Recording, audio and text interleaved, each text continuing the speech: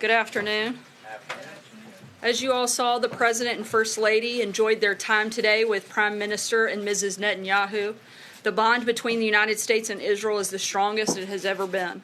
The President's decision to recognize Jerusalem as Israel's capital made good on the promises of numerous past presidents, and he appreciates Prime Minister Netanyahu saying today that his decisive action will be remembered by the Israeli people throughout the ages. Our two nations stand united against terrorism and those who fund it, as well as in our shared goal to build a more peaceful and prosperous Middle East. Before taking your questions today, I'd like to introduce you to a few special guests we have here with us in the briefing room. Retired Marine Corps Sergeant John Peck and Staff Sergeant Liam Dwyer both served combat deployments in both Iraq and Afghanistan. The President met both of them recently at Walter Reed. Sergeant Peck suffered a traumatic brain injury in Iraq during his first tour of duty. Then, after 2 years of therapy, he re-enlisted and deployed to Afghanistan. While there, he stepped on an IED and lost both arms and legs.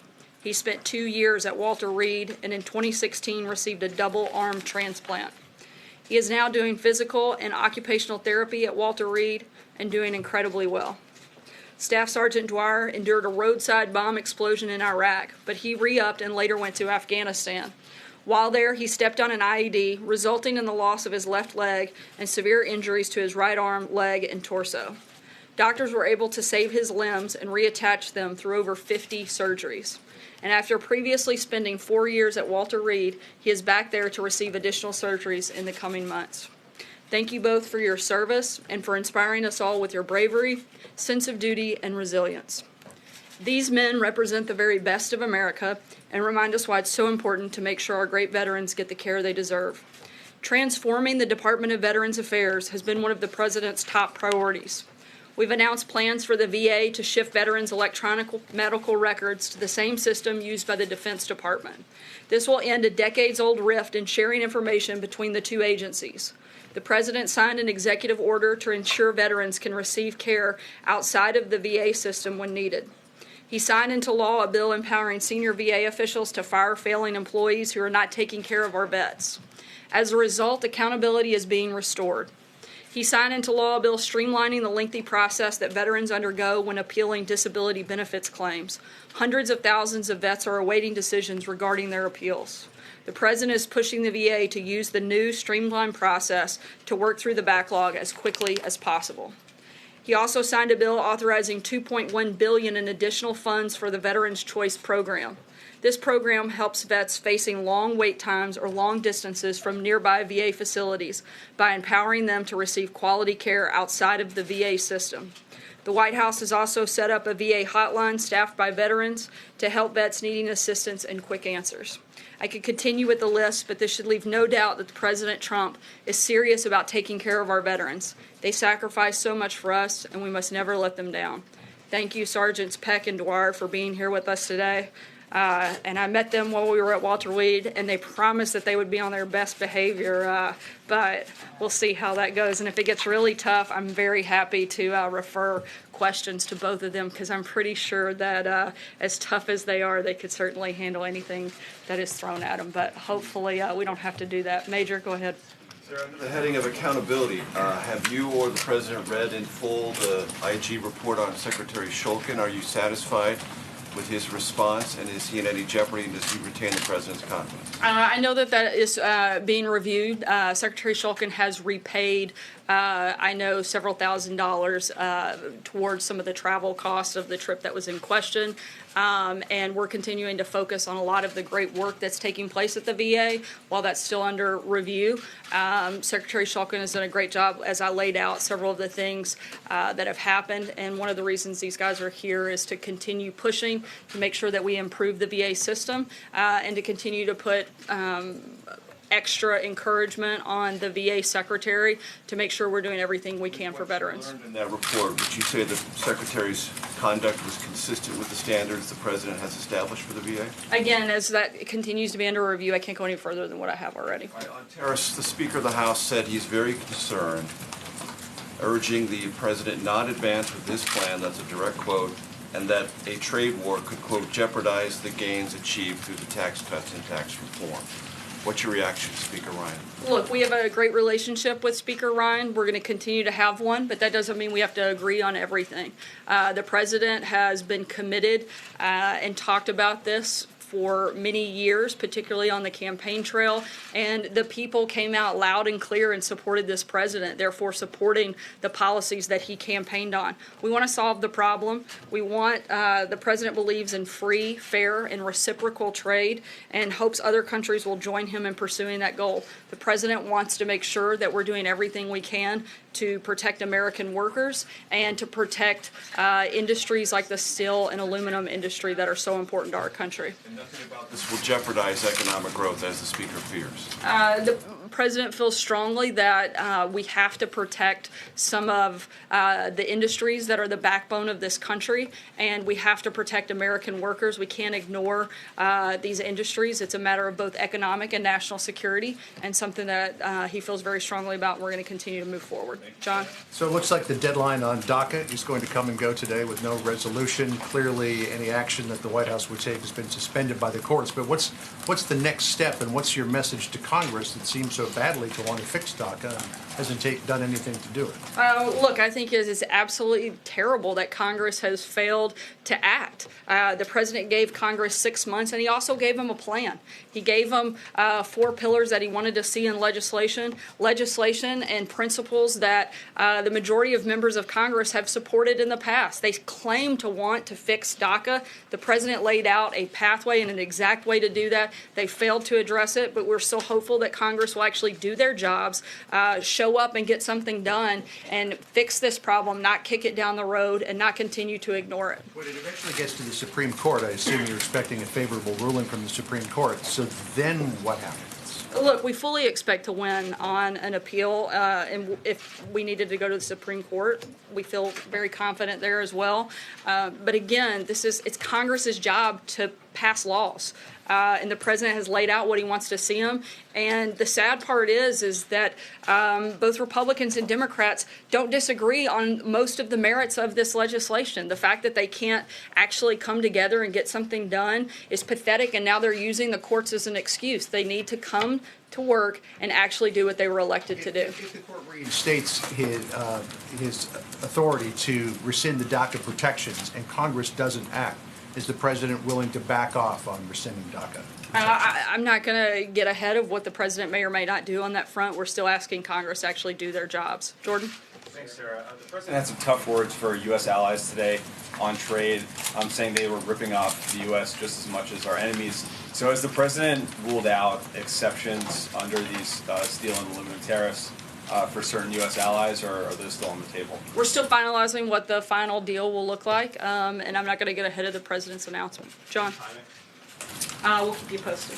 Thanks a lot, Sarah. It seems like many Republicans, including the House Speaker, were caught off guard by the president's decision as it relates to tariffs. Were they caught off guard? Were they given a heads up in any way? I think they should have been well aware that this isn't, again, something that the president's been shy about. He's been talking about this for quite some time. So if they were caught off guard, they just simply haven't been listening to what he's been saying and what he's been talking about and how he has promised to make good trade deals and make free, fair, and reciprocal trade in this country. And is the president open to discussing this particular issue that he's at odds with the House Speaker, trying to find some sort of compromise perhaps on this? I'm not going to get ahead of anything beyond where we are right now, but again, the president's going to do what he feels is necessary to protect American workers. Aisha. Thank you. You had mentioned last week that the White House was going to come out with a proposal on guns, or to let Congress know what it wanted to be done on guns. Where is that proposal? We're continuing to have those conversations. The president has laid out some specific things in some specific places that he does support. For instance, again, reiterating the support for the Cornyn bill, as well as the Stop Gun Violence Act. Those are 2 pieces of legislation that the president supports. We're going to continue some of the discussions that have been ongoing, continue to engage with Congress as we lay out some more details of what we'd like to see. Including the meeting that'll take place on Thursday with some of the leaders within the video game industry. Regarding moving the embassy to Jerusalem, the president said that it was going to cost $250,000 to build the embassy, the U.S. embassy there. What was he referring to, or what did he mean by that? I'll have to get more specifics. I think the point he's making is that he's going to do it faster and far less expensive than $1 billion project as was projected. Jonathan? On the tariffs, the president tweeted that trade wars are good, easy to win. Can you explain what he meant by that? Look, the president, I think, is very confident that if that's where we ended up, we certainly would win. But that's not the goal. The goal is to get free, fair, and reciprocal trade and hope that other countries will join in. And Paul Ryan is practically pleading with the president to reverse course on this. Are you saying that there's no way he's going to reverse course on this? The president said today that he wasn't backing down, but in terms of the specifics of what it looks like, I'm not going to get into that right now because those things are being finalized. So it's possible some of the details may change because he said 25. Well, we haven't actually fully rolled out all of the details, and so therefore it would be hard for me to say that they're going to change since we haven't put them all out. But the top line, he said 25% tariff on steel imports, 10% tariff on aluminum imports, that it would apply to everybody. Are those Again, I'm not going to go change? any further than the comments he's already made, and any other details we'll let you know when we're ready. Ashley. We've already talked about Secretary Shulkin, but Secretary Pruitt is under scrutiny for his first-class travel on taxpayer dollars, and Secretary Carson is under scrutiny for the $31,000 dining set he bought. Can you first... I believe that was actually canceled, just to be clear. After media scrutiny, but I was wondering if you could first specifically for both of those men explain the White House view, and then taking all three of those secretaries' behavior, broadly explain how you believe this fits the pattern of draining the swamp. Look, as the president has said, he takes spending taxpayer dollars very seriously. All of those individual secretaries' travel and other are under review, and I can't speak to them further while that is ongoing. Draining the swamp?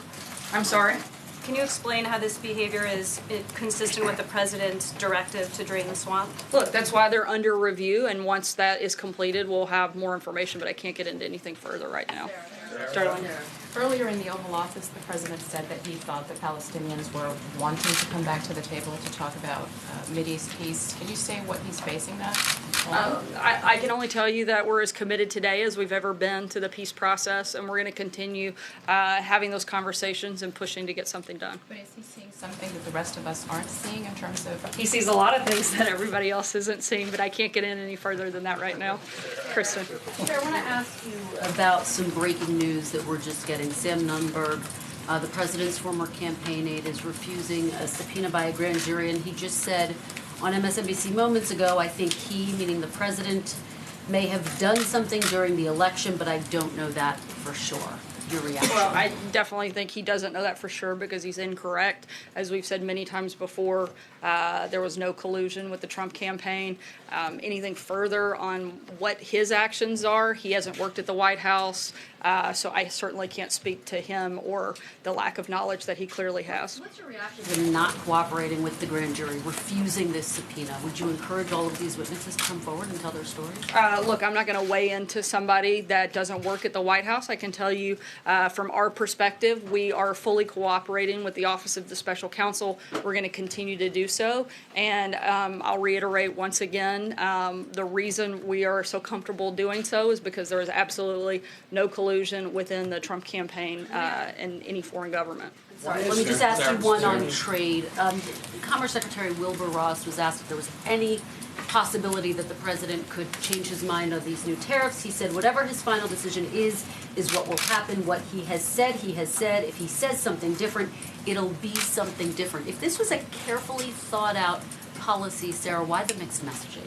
I don't think there is mixed messaging. This is this is a decision that it will. What the final decision is going to be? But this is a decision that will ultimately be made by the president, and so there are a lot of legal details that are being finalized, and the secretary's not going to get ahead of that, and certainly not going to get ahead of the president. At the end of the day, this is going to be something that the president makes a decision on, and he's going to do so fully with the idea of doing what he can to protect American workers and to promote economic and national security. April. Sarah, two questions. Sorry, I'm going to keep moving. Two topics. What, if any, of a shift was there today in Jared Kushner's position as it relates to the meetings with Netanyahu today?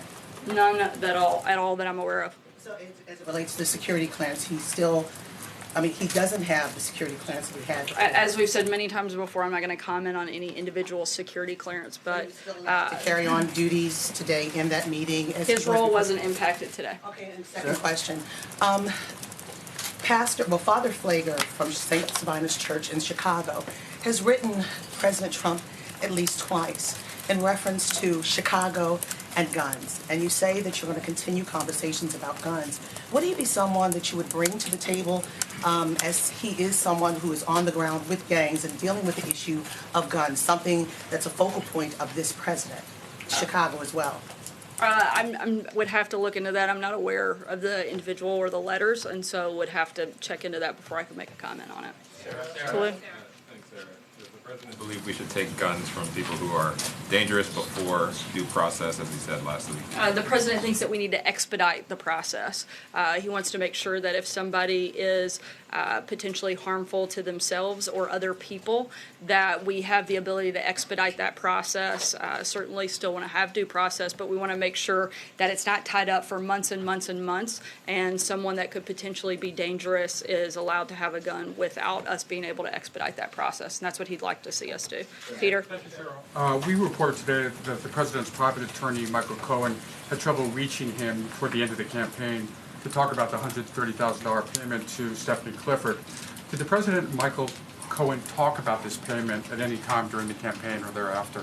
Not that I'm aware of, and I'd refer you to Michael on that. I want to ask a follow-up about the Mideast peace process in the Oval Office of the President. Referred to the difficulty in reaching a deal. It's been more than a year since Prime Minister Netanyahu's first visit here with President Trump. He said a year ago that the administration worked to achieve a great peace deal. He'd be doing it very diligently. Why hasn't the administration put forward a proposal yet, a framework for how it sees peace in the Middle East playing it? Look, we're going to do that when we think that the time is right, but we're going to continue pushing forward. We're as committed now as we've ever been, and we want to continue in this process. And we'll let you know when we have an announcement on what that plan would look like. It seems as though there's been any progress, at least within this administration, toward achieving some kind of proposal. Why would that be? Look, again, we're not going to get ahead of where we are in this process. The conversations are still ongoing. This wasn't a problem that was created in a short amount of time. I don't think we're going to fix it overnight, but it's something we're certainly very committed to fixing and to being part of, and we're going to continue those conversations and continue pushing for that piece. John? Thank you, Sarah. Two brief questions. First, the New Yorker is carrying a story in which the former British agent Christopher Steele claims that Russian sources within the Kremlin torpedoed the nomination of Governor Romney to be Secretary of State because he's a sworn enemy of the Putin regime. The administration's response to that claim? I'm not aware of anything regarding that and don't know that to be factual in any capacity at all. Blake? Oh, sorry. My other question? Yeah, two questions. Yeah. When the president announced the tariffs on China, he said they would be in effect for a very long time. I'm curious, why didn't he simply say until China relents on its policy on steel and give, a set goal for the tariffs that he was putting? Look, again, the president's ultimate goal is to get free, fair, and reciprocal trade. And if China wants to come to the table and play ball and make some significant changes, then I think we'd be open to those conversations. But at this point, we haven't seen an indication of that taking place. Take one last question, Blake. Thank you. And to end with trade, there was a study released today showing that this would be the president's proposals, a net loss of 146,000 jobs. Has the White House studied how many jobs may be lost or created because of his policies? Look, this is something the president is committed to doing, and he feels that both our national security are vitally important in this process, and we have to be able to have these industries to protect that, and so that's a big part of the goal. No study? Sure. I'm not going to say that we're not looking at every facet of this, because we certainly are. It's been a very thoughtful and long process, but that is the focus of the decision that he's making. And last, the president's close friend, Carl Icahn, it's out there that he sold $31 million worth of stock of a company related to this whole issue just before the president made his announcement. Can you tell us the last time the president has spoken with Mr. Icahn and whether or not he told Mr. Icahn of what he was planning on doing? I'm not aware of any of their of a recent conversation between the two of them, so I'd have to verify and get back to you. But I'm not aware of any conversations. All right, thanks, guys. I'm gonna let these hold on. I'll let these guys take a break, and if they want to say anything, they're welcome certainly to make a quick comment before we leave. Can you speak to the morale in the White House, Sarah, after Scarborough? You said Friday that morale's never been lowered.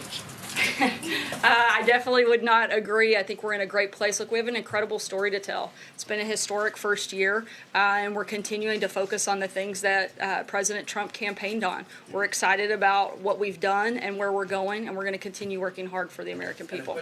Thanks, Brian. I'm going to let these guys take a break. Thanks, guys. Can I ask a question? The Justice Department, say, Sarah, that's the third briefing. You've not taken a question from CNN. Do you expect the Justice Department to enforce all subpoenas, Sarah? Thank you both for your service. Thanks for being here.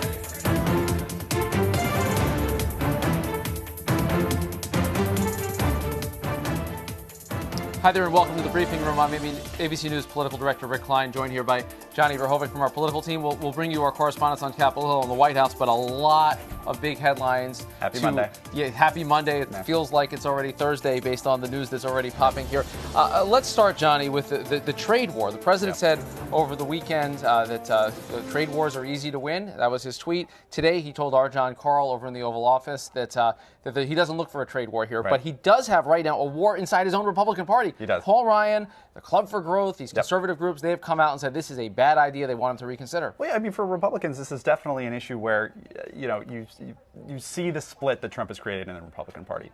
You saw this during the campaign. You saw him talk about, what Trump's bread and butter is these sort of economic nationalism, those types of issues. And this is an instance where, you see Trump really worried about, I think, his base and worried about those voters that came to him during the campaign. I mean, we have an election in Pennsylvania a week from tomorrow, and it's right outside of Pittsburgh. I mean, that's Steel City, USA. And so I think you see Trump, definitely understanding the politics of this situation. But as you can see from, as you heard from Sarah Sanders, we don't really know what this decision means quite yet. That's right. A little bit of daylight still to say that there hasn't been anything announced. But Ali Rogan on Capitol Hill, I saw one really telling announcement from some European groups that were talking immediately about tariffs on Harley-Davidsons, made in Wisconsin, and bourbon. Hello, Kentucky. Hello, Mitch McConnell. Hello, Paul Ryan. There's been some stirrings, Ali, about Congress potentially stepping in, although the president has a pretty strong hand when it comes to tariffs. What's the latest? Obviously, Ryan and company pretty upset with this. Yeah, isn't it so interesting, Rick, that the two industries where Europeans said they were going to hit immediately are those in Wisconsin, home to the House Speaker, and Kentucky, home of the Senate Majority Leader. As you mentioned, just a little bit of irony there. Just what a coincidence. But as you said, Speaker Ryan, very worried about these tariffs that President Trump wants to impose, short of putting up 3 billboards outside Pennsylvania Avenue. He is making every signal he can to insist that this is a bad idea and that the president should not go through with it. A spokesman today for the speaker has said that they are extremely worried about the effects this could have on the recently passed tax bill, but they are not yet ready to impose legislation. Right now they're just focused on trying to convince him not to do this. They note that he hasn't actually passed or written anything down into a decree yet. But what could Congress do if it came to that? They could pass a bill, but Rick and John, they would need a veto-proof majority, and it's not clear they have that. 2 points to Ali for the Oscars. Yeah, that was really good post-Oscar. Very well played. In that same vein, Oscars.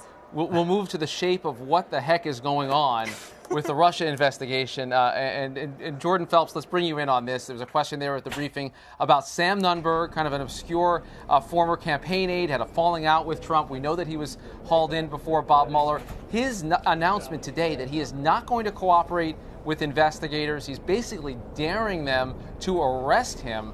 And he went on and said in a TV interview just within the last hour or so that Trump may have done something during the election. He's just not clear what it is. Of course, the strong denial from the White House, but what is Sam Nunberg's play here? Is he trying to get himself in jail? Yeah, we were wondering the same thing, Rick, as we watched that play out in the White House booth. But really a remarkable bombshell claim for him to make, because this is an aide who's been, saying that he's glad to cooperate with Mueller's investigation until now. So you have to wonder what made him shift. And we saw there in the White House briefing that Sarah wouldn't comment on Nunberg, saying he's not a White House official. But still, she had to defend that there's no collusion. This certainly isn't a helpful thing for a former aide of the president to be saying that he might have done something wrong. Johnny, this is weird on so many different levels. Like, he was cooperating until now, and he has been saying he's got nothing to hide. Right. It certainly looks like he's got something to hide. It certainly sounds that way, but this has to be, maybe this is some sort of loyalty play to the president. Yeah. Maybe that's his thinking. But no, I mean, I watched that interview with Sam Nunberg, and it was just sort of bizarre to hear him, ask the anchor, what do you think Robert Mueller is going to do to me? I mean, it's sort of. Yeah, exactly. To get that right, he asked the anchor on MSNBC what she thinks is going to happen. For some legal advice, which is an interesting strategy. Well, I think that he may be a new lawyer before long.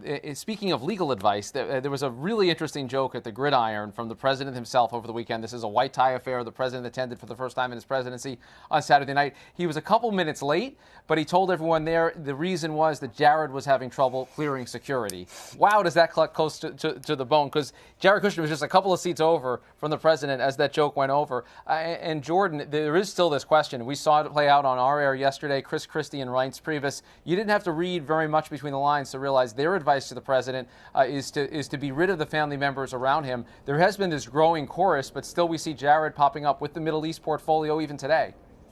Yeah, Christie basically saying that it would be a good thing for Kushner to do what Hope Hicks did and just resign as a distraction to the president. But there is no disputing, Rick, that the president's son-in-law is a distraction to this administration today. These stories, these negative stories for Kushner just keep popping, it seems, between the security clearance being, meaning that his role here in the White House is diminished, even though you see Sarah Sanders at the briefing insisting that his role today with Bibi Netanyahu, the Prime Minister of Israel, visiting, wasn't affected by that. If you're not able to see the most sensitive information, how can you possibly be the lead negotiator for the White House on Middle East peace? And then there's these other stories that Kushner may have used, the implication being that Kushner may have used his position here in the White House to help his family's business. So no doubt he is distracting from the president's bigger narrative here. And John, it is another example of White House staff drama taking away from everything. I mean, this is all of 2018 has been consumed by this, and this continues. Well, again, I mean, just to go off of Jordan's point, this is Jared Kushner. This is a member of the administration whose portfolio seemed to just sort of exponentially expand. Especially early on in the administration, criminal justice reform, the opioid crisis. I mean, obviously, Middle East peace is kind of the starkest example of that today. But this isn't going to go away for the White House. No. I mean, this is a situation that's clearly been ongoing and will continue to be an issue for them. And we should note that today, March 5th, was a day that we long had on our calendars. This was circled for 6 months because this was the day that President Trump set as the expiration date for DACA recipients. There's been some intervening court action that means that no one is immediately losing their status, but it is quite a day and an emotional day and even a scary day. I know, Ali Rogan, you were out with some of the folks who were protesting up and around Capitol Hill, people that are worried about losing their status, worried about applying for employment from here, and yet no action whatsoever on Capitol Hill today or really any other day so far on DACA. We don't know. We don't have any sense that they're going to be acting anytime soon, Rick. You mentioned Congress is punting on this issue until at least January or December of this winter. They argue that this is going to end up in the Supreme Court eventually, and therefore they have no reason to act. Meanwhile, all of these dreamers are left in limbo, and that's what brought a lot of them up on the Hill today. There were a few hundred outside the Capitol where we are right now. I spoke to some of them, and they're extremely worried. Most of them have legal DACA status in this country for at least the next year, but they're very worried because the courts have not yet decided, and they're saying Congress should not wait for this to get sorted out in the courts. They should pass legislation now, but members of Congress, congressional leaders insist that there's no reason for them to do so. So you just have these two sides that are diametrically opposed, and in the meantime, these young people's lives are in the balance, Rick. Speaking of congressional inaction, Jordan Phelps, we're still waiting on any kind of real proposals on guns from the White House. You heard Sarah Sanders talk about a couple of very narrow things. We still don't know where the president's mind truly is on responding to the shooting of a couple weeks ago in Florida and more broadly the gun crisis in America. Yeah, Rick, the White House last week told us that last week they would be releasing a list of principles that the president would be getting behind to reform guns and school safety policy. But today you heard Sarah Sanders saying that this is still a matter of conversation. We know one of the big sticking points, of course, is raising the age limit on guns. We know that's something the president has expressed support for, but the NRA has been lobbying on the other side quite strongly against that proposal. The president has been kind of waffling back and forth on this issue. So you have to think that that's one of the key sticking points. But yes, there is no question that the White House is very delayed in getting that proposal out. And this all comes now, John, as the political season is officially upon us. Yes, Tomorrow is primary day. Voters voting actually happening in the state of Texas. The first primaries of 2018, our 18 for 18 coverage underway at abcnews.com. There was a great piece that our Mary Bruce went down to Texas to talk to some of these candidates. This wave of female candidates. The Democrats have a lot of energy, a lot of enthusiasm, big turnout numbers, but some big divisions in their ranks as voting gets underway. Absolutely. You mentioned there's a couple of big storylines that are really going to pop tomorrow night. And, the influx of female candidates being one, record numbers running for federal offices, state offices. But you're right to point out that there are some of these primaries that have gotten nasty. In Texas' 7th congressional district, Representative John Culberson, who's the Republican incumbent, is facing in the Houston area, in the Houston area, right outside, right in the suburbs, is facing a whole slew of Democratic challengers. But that race has basically devolved into partisan bickering within the Democratic Party. The DCCC, their campaign arm, dropped a whole bunch of opposition research on one of the candidates in that race because they think she's going to be unpalatable to voters in November. So, there's a number of different, fascinating races. The Ted Cruz race is going to be fascinating. There's a representative that's raising a lot of money that wants to challenge him in November. So. And on the other side, it fascinates me that George P. Bush running for re-election as land commissioner of Bush in Texas. You'd have your own brand. He wants Trump. He is a Trumper. The son of low-energy Jeb Bush. Yeah, how about that? Is courting Donald Trump. Courting Donald Trump and got his endorsement. We'll see if he avoids the runoff tomorrow. I want to leave our viewers today with a picture. This is from down in Panama at the Trump building in Panama. This is pretty extraordinary. There's been a days-long standoff between Trump organization people. To be formal here, this is not the Trump official organization. It's people that are associated with the hotel there.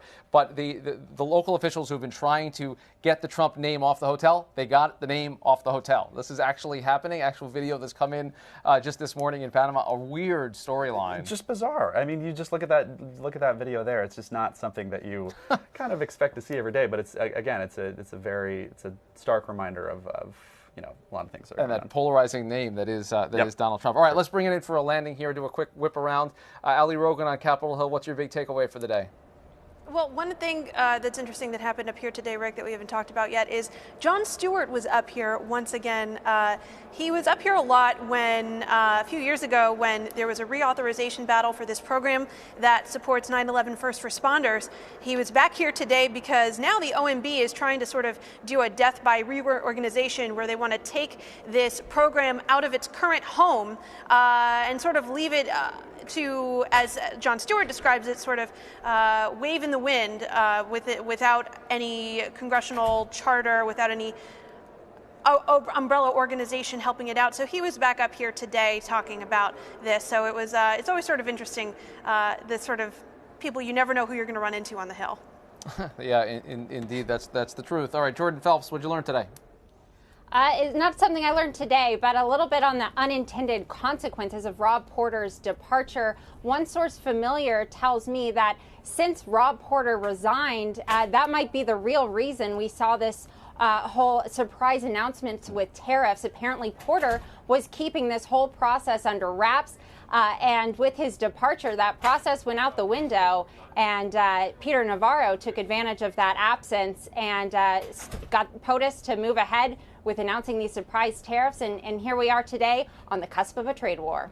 Real consequences of staff-level chaos. Johnny, sure. I want to take it back to two of the topics that we talked about today, DACA and Texas. I mean, I think it's important to take it back to the human impact of that. There's a great interview that one of our colleagues, Shine Haslett, did this morning with a dreamer who lives in Texas, lives in the Houston area. And these kids really are still in limbo, and we talk a lot about the partisan bickering, but I think we need to remember the human. Yeah, and like we said, this was the big deadline. And I'm struck by something else the president said at the Gridiron on Saturday night, quote, "I like chaos." And Really? boy, did he get it. You just look at the headlines that have developed since Saturday, and you see it. And that is the example. We go back to it over and over again. The president thriving as all this action around him, up to including this weird Sam Nunberg story that we're still beginning to unpack. All right, that does it for this edition of The Briefing Room. As always, you can download the ABC News app. We'll be back here tomorrow with lots of coverage around the Texas primary race and with another Briefing Room if there's a briefing.